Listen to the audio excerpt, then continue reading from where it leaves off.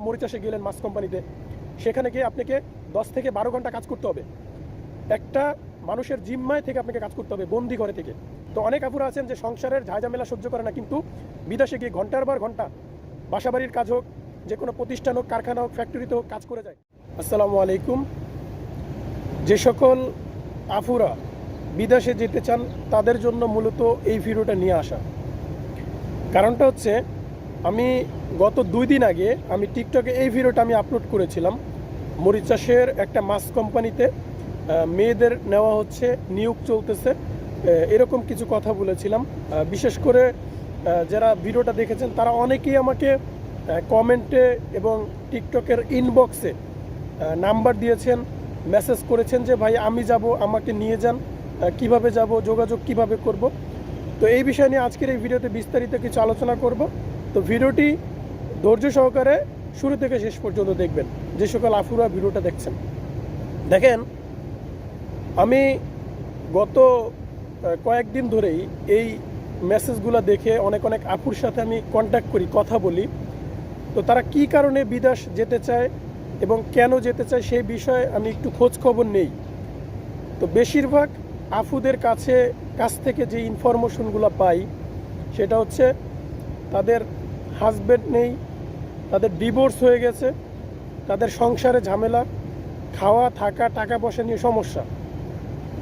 তো অনেক আফুরা কিন্তু এই প্রবলেমের কারণে বেশিরভাগ বিদেশ যান, এবং বেশিরভাগই তাদের হাজব্যান্ড ঠিক থাকে না। ঠিক আছে, সবার না, কিন্তু বেশিরভাগই হাজব্যান্ড কাজ করে না, ডিভোর্স হয়ে যায়। অনেক আফুর সাথে কথা বলে যে বিষয়টা জানতে পেরেছি সেটা আপনাদের কাছে শেয়ার করলাম।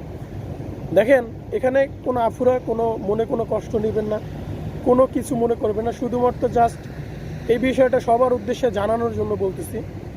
দেখেন আফুরা, অনেক আফুরা সংসারের ঝামেলা সহ্য করতে পারেন না, রান্নাবাড়ি কাজ কাম সহ্য করতে পারেন না, অনেক আফুরা আছেন। কিন্তু আফুরা এটা জানেন না যে বাস্তব জীবনটা কত কঠিন। ঠিক আছে, বাস্তব জীবনটা কত কঠিন।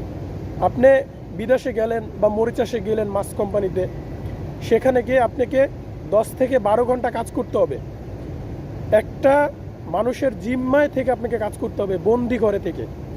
আর আপনি স্বামীর ঘরে থেকে আপনি নিজের ইচ্ছা মতো যখন যেটা করতে পারেন সেটা আপনি করতে পারবেন না।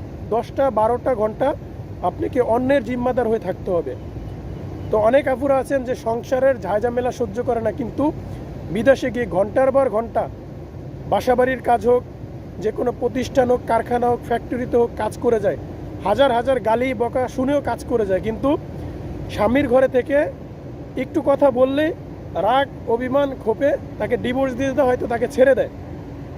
তো এরকম নানান সমস্যা বাংলাদেশে প্রতিনিয়ত হচ্ছে। আমি কথা বলে যে বিষয়টা জানলাম সেটাই শেয়ার করলাম, যে অনেক আছেন যে স্বামীর ঘরে কাজ করতে চান না, কাজ করলে আপনার হাতে ফোসকা পড়ে যায়, আপনার ভাল লাগে না, আপনার স্মার্ট সৌন্দর্য নষ্ট হয়ে যায়। এই জন্য অনেক আফুরা স্বামীকে ডিভোর্স দিয়ে পরে দেখা যাচ্ছে যে বাপের ঘরেও জায়গা পায় না, তখন কি করে, সেই বিদেশে চলে যায়। তো বিদেশে গিয়ে অন্যের জিম্মাদারে, অন্যের জায়গায় যে চাকরানির মতো কাজ করে, তখন তার হাতে ঠোসকা পড়ে না, তখন তার স্মার্ট সৌন্দর্য নষ্ট হয় না। যে সকল আফুরা বিদেশে আসতে চান তাদের জন্য এটাই রিকোয়েস্ট, যে আপনাদের জন্য বিদেশ না এবং আপনাদের জন্য চাকরি না, আপনাদের জন্য হচ্ছে ঘরে থাকবেন, স্বামীর খেদমত করবেন, ভালোভাবে চলবেন, এটাই আপনাদের জন্য। তো আশা করি বুঝতে পেরেছেন। যদি ভিডিওটি খারাপ লাগে তাহলে মাফ করে দিবেন। আজকের মতো এই পর্যন্তই ছিল। খোদা হাফেজ।